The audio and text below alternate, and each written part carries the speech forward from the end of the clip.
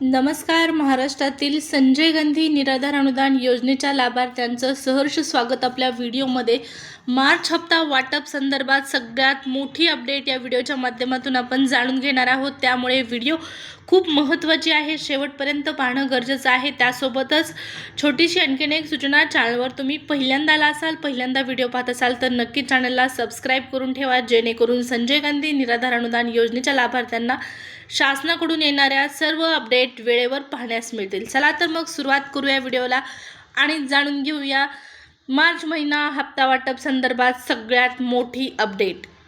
पहा, संजय गांधी निराधार अनुदान योजनेच्या लाभार्थ्यांना अतिशय महत्त्वाची माहिती देण्यात आलेली आहे. पोर्टलवरती पहा, अगोदर जी तारीख आपल्याला देण्यात आलेली होती, मी कालच एक व्हिडिओ बनवलेला होता की निराधार योजनेच्या लाभार्थ्यांचा मार्च महिना हप्ता वाटपची तारीख बदलली. हा कालच्या व्हिडिओचा थंबनेल होता, परंतु त्या ठिकाणी काल तारीख बदललेली नव्हती आणि मी व्हिडिओमध्ये माहिती दिलेली होती की ही तारीख कधी पण बदलली जाऊ शकते.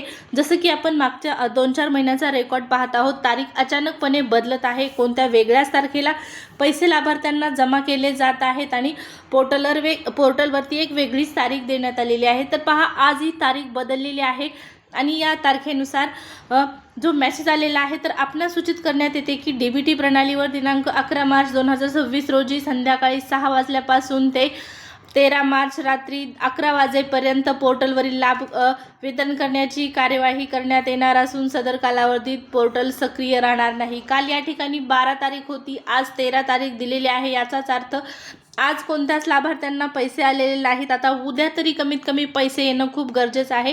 पहा, उद्या पैसे जर आले तर नक्कीच ही तारीख आपण म्हणू शकतो की याच तारखेला पैसे जमा होतील. ऑफिशियल ही तारीख असणार आहे. परत पुन्हा उद्या एक वेगळी तारीख द्यायला नको आहे, कारण लाभार्थी चिंतेत पडत आहेत. कारण मागच्या 2-3 महिन्यांपासून सारखं तारीख बदलत आहे. वेगळ्याच तारखेला पैसे देतात, वेगळीच तारीख पोर्टलवर जाहीर करण्यात येतात. संपूर्ण नियोजनाचा गोंधळ आपल्याला इथं पाहण्यास मिळत आहे. तर सरकारला कृपया कळकळीची विनंती आहे, लाभार्थ्यांना अशा पद्धतीने एक फिक्स तारीख द्या, जेणेकरून त्या तारखेला पैसे हे आलेच पाहिजेत.